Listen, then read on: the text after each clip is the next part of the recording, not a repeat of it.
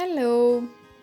Last വീഡിയോയിൽ ഞാൻ ജേർണലിങ്ങിനെ പറ്റി മെൻഷൻ ചെയ്തിട്ടുണ്ടായിരുന്നു. നമ്മുടെ സ്ട്രെസ്സ് റെഡ്യൂസ് ചെയ്യാനും ആൻസൈറ്റി മാനേജ് ചെയ്യാനും ഡിപ്രഷനുള്ളവർക്ക് അത് നേരിടാനും സെൽഫ് ഡെവലപ്മെൻറ്റിന് വേണ്ടിയിട്ടൊക്കെ ജേർണലിങ് ചെയ്യുന്നത് ഹെൽപ്ഫുള്ളാണ്. ജേർണലിങ് ചെയ്യുമ്പോൾ ഇത് ഇങ്ങനെ ആവണം അങ്ങനെയാണെന്ന് പറഞ്ഞിട്ട് റൂൾസ് ഒന്നുമില്ല. പക്ഷേ എഴുതി തുടങ്ങുന്ന ആൾക്കാർക്ക് ട്രൈ ചെയ്യാവുന്ന 5 ബേസിക് സ്റ്റൈൽസാണ് ഞാൻ ഈ വീഡിയോയിൽ ഉൾപ്പെടുത്തിയിട്ടുള്ളത്.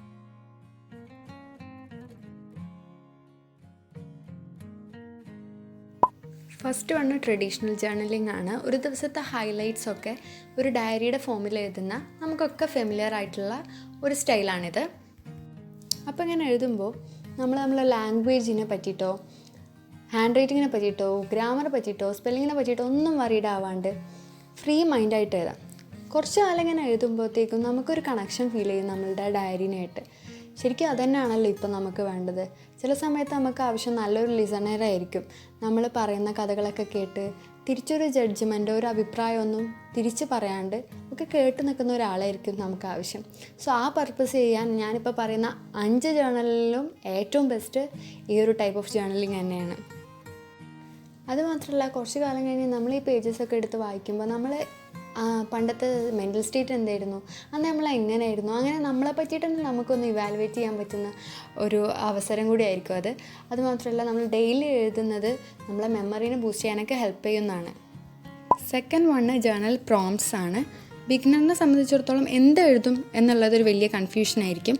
അങ്ങനെയുള്ള ആൾക്കാർക്ക് വളരെ ഹെൽപ്ഫുള്ളായ ഒരു ടൂളാണ് പ്രോംപ്റ്റ്സ് വെച്ച് എഴുതി തുടങ്ങുക എന്നുള്ളത്. അപ്പോൾ എന്താണ് എഴുതേണ്ടത് എന്നുള്ളതിനൊരു ഐഡിയ തരാൻ വേണ്ടിയിട്ടുള്ള കുറച്ച് ക്വസ്റ്റ്യൻസും സജഷൻസാണ് ഈ പ്രോംപ്റ്റ്സ് എന്ന് പറയുന്നത്. അപ്പോൾ അങ്ങനെ കുറേ പ്രോംപ്റ്റ്സ് നമുക്ക് അവൈലബിൾ ആണ്. അപ്പോൾ കുറച്ച് പ്രോംപ്റ്റ്സാണ് ഞാൻ ഈ വീഡിയോയിൽ എക്സാമ്പിൾസ് ആയിട്ട് തന്നിട്ടുള്ളത്. ഇപ്പോൾ മന്തിൽ ചോദിക്കാൻ പറ്റുന്ന ഒരു പ്രോംപ്റ്റാണ് ആ മാസത്തെ ഗോൾ എന്താണ്, അല്ലെങ്കിൽ കഴിഞ്ഞ മാസത്തെ നിങ്ങളുടെ ഫേവറേറ്റ് പാർട്ട് എന്തായിരുന്നു. ഡെയിലി ചോദിക്കാൻ പറ്റുന്ന ഒരു പ്രോംപ്റ്റാണ് ഇന്ന് നിങ്ങൾ എങ്ങനെയാണ് നിങ്ങളുടെ ഡേ സ്പെൻഡ് ചെയ്തത്, നിങ്ങളുടെ ഡേയിൽ നിന്നുണ്ടായ ഹാപ്പി മൊമെൻ്റ് എന്താണ്. അതല്ലാണ്ട് തന്നെ സെൽഫ് ഡിസ്കവറിക്ക് വേണ്ടിയിട്ടും മെൻ്റൽ ഹെൽത്തിന് വേണ്ടിയിട്ടും പേഴ്സണൽ ഗ്രോത്തിന് വേണ്ടിയിട്ടൊക്കെയുള്ള സെപ്പറേറ്റ് ആയിട്ടുള്ള കുറേ പ്രോംപ്റ്റ്സ് നമുക്ക് അവൈലബിൾ ആണ്. നെക്സ്റ്റ് വണ്ണാണ് ലിസ്റ്റ് ജേർണൽ. ഈ 5 സ്റ്റൈൽസിലും ഏറ്റവും ഈസി ആയ സ്റ്റൈലാണ് ലിസ്റ്റ് ജേർണൽ. ഇവിടെ നമ്മൾ കാര്യങ്ങളെ ലിസ്റ്റ് ചെയ്യുകയാണ് ചെയ്യുന്നത്. അതുകൊണ്ട് തന്നെ അവിടെ സെൻറ്റൻസ് ഫോർമേഷൻ്റെ ആവശ്യം ഉണ്ടാവില്ല. അതുകൊണ്ടാണ് ഈസി എന്ന് പറഞ്ഞത്. ലിസ്റ്റ് ചെയ്യുമ്പോൾ നമ്മൾ പോകാൻ ആഗ്രഹിക്കുന്ന സ്ഥലങ്ങളോ അല്ലെങ്കിൽ വായിക്കാൻ ആഗ്രഹിക്കുന്ന ബുക്കുകൾ, കാണാൻ ആഗ്രഹിക്കുന്ന സിനിമകൾ, കാണാൻ ആഗ്രഹിക്കുന്ന TV ഷോസ് അല്ലെങ്കിൽ ചെയ്യാൻ ആഗ്രഹിക്കുന്ന കാര്യങ്ങളൊക്കെ ഒരു ലിസ്റ്റിൻ്റെ രൂപത്തിൽ എഴുതിയെടുക്കുക. അങ്ങനെ ലിസ്റ്റ് ചെയ്ത കാര്യങ്ങൾ ഓരോന്ന് ചെയ്ത് തീർക്കുമ്പോൾ അതിന് നേരെ എന്ത് ചെയ്യുക, ടിക്ക് മാർക്ക് അങ്ങനെ എന്തെങ്കിലുമൊക്കെ ചെയ്യാം. അങ്ങനെ ആ ലിസ്റ്റിലുള്ള കാര്യങ്ങളൊക്കെ ചെയ്ത് തീർക്കുമ്പോൾ നല്ലൊരു സാറ്റിസ്ഫാക്ഷൻ ആയിരിക്കും. പിന്നെ ഇങ്ങനെ എല്ലാ ടൈപ്പ് ജേർണലിലും നമ്മൾ എഴുതുമ്പോൾ ഒരു മടുപ്പ് വന്നാണ്ടിരിക്കാൻ വേണ്ടി ഡിഫറെൻറ്റ് കളേഴ്സൊക്കെ യൂസ് ചെയ്ത് അല്ലെങ്കിൽ സ്റ്റിക്കേഴ്സൊക്കെ യൂസ് ചെയ്യുമ്പോൾ നമുക്ക് തന്നെ ചെയ്യാനൊരു ഇൻട്രസ്റ്റ് തോന്നും. നെക്സ്റ്റ് വൺ ആർട്ട് ജേർണലാണ്. നമ്മുടെ ക്രിയേറ്റീവ് സൈഡ് എക്സ്പ്ലോർ ചെയ്യാൻ വേണ്ടി ഒരു ബെസ്റ്റ് ഓപ്ഷനാണിത്. പലർക്കും ടാലൻറ്റ് ഡിഫറെൻ്റ് ആയിരിക്കും. ചില ആൾക്കാർക്ക് വരയ്ക്കാനായിരിക്കും, ചില ആൾക്കാർക്ക് എഴുതാനായിരിക്കും.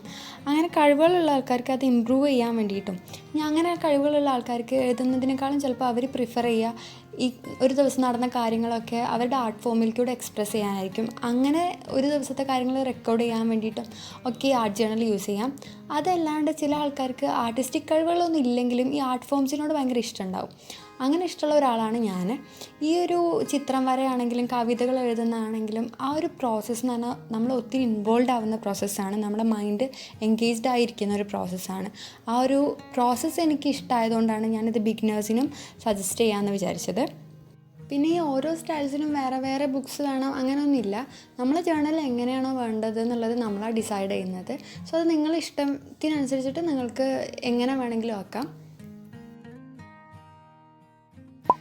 ലാസ്റ്റ് വൺ ഗ്രാറ്റിറ്റ്യൂഡ് ജേർണലാണ്. ഞാനീ പറഞ്ഞ 5 സ്റ്റൈൽസിലും ഏറ്റവും ഇമ്പോർട്ടൻ്റ് ആയിട്ടുള്ളതാണിത്.